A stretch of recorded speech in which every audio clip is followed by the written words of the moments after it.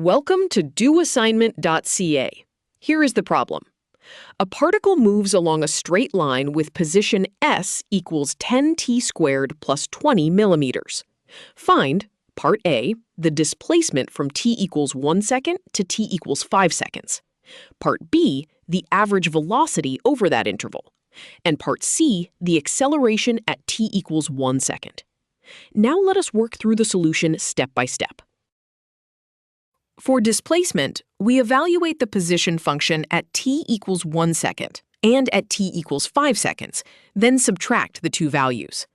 At t equals 1, s equals 10 times 1 squared plus 20, which gives 30 millimeters. At t equals 5, s equals 10 times 25 plus 20, which gives 270 millimeters. The displacement is 270 minus 30, which equals 240 millimeters. Average velocity equals the total displacement divided by the time interval. That is 240 millimeters divided by 4 seconds, which gives 60 millimeters per second. To find acceleration, we differentiate the position function to get the velocity function, v equals 20t millimeters per second. Differentiating again gives the acceleration, a equals 20 millimeters per second squared.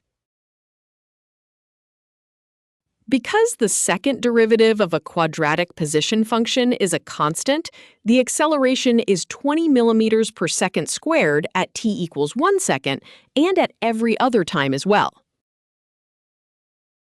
Visit doassignment.ca for more study tools, AI learning support, and online tutoring.